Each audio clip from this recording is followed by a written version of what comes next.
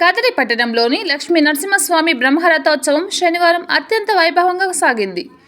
బ్రహ్మరథోత్సవం మధ్యాహ్నం 12:51 యథాస్థానానికి చేరుకుంది.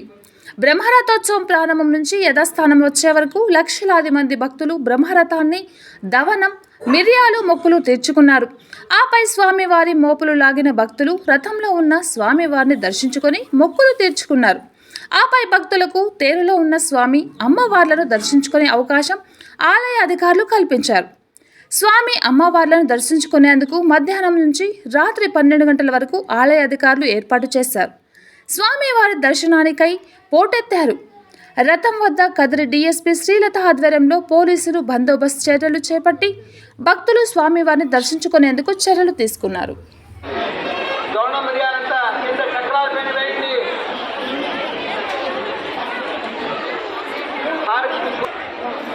స్వామిని చూస్తూ రావాలి. కింద హుడ్డీలు పైన పోయి హారతి పైన అయ్యి హారతి ముట్టుకొని రండి. ఆ దౌడ మిరియాలంతా కింద చక్రాల పైన వేయండి. నేను చెప్తే కూడా ఇక్కడే వేస్తా ఉంటే ఎట్లా ఇప్పుడు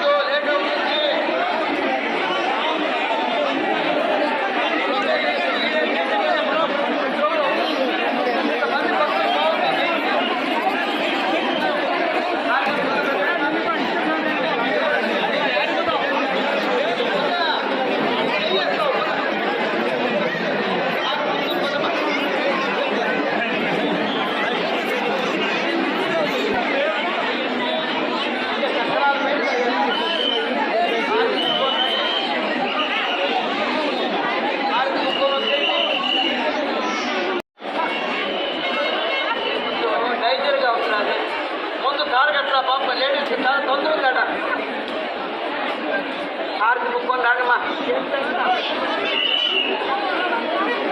దవడమ్మ ఇక్కడ చావద్దండమ్మా. ఇంత చక్రాల పేరు వేయండి. అదేరా కొంచెం బాగా తెలియదు.